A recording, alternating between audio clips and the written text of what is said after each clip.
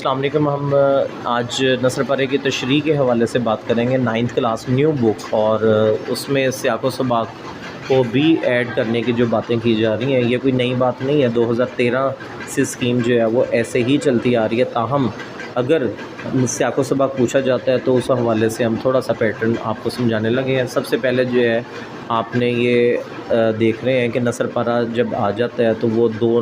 دو نثر پارے ہوتے ہیں، 10 نمبر کا یہ سوال ہوتا ہے۔ تو آپ نے کیا کرنا ہے کہ الف جز لکھنا ہے، نثر پارے کی ہیڈنگ دینی ہے، اور اس نثر پارے کے الفاظ جو ہیں وہ شروع والے 2-3 لفظ جو ہے وہ آپ نے ایڈ کر دینا ہے۔ اچھا جی، اس کے بعد آپ نے کیا کرنا ہے، ہیڈنگ دینی ہے نثر حوالہ متن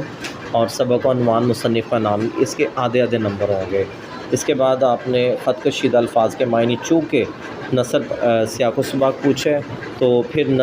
الفاظ معنی جو ہے صرف 2 پوچھے جائیں گے، تو آپ نے وہ 2 لکھنے ہیں۔ اصل جو ٹاپک ہے وہ اس میں آ جائیں جی ادھر۔ جب سیاق و سباق پوچھا جائے گا تو پھر اس کا 1 نمبر بھی ہمیں رکھنا ہے، اور طریقہ جو ہے وہ کچھ یوں آپ نے ایڈ کرنا ہے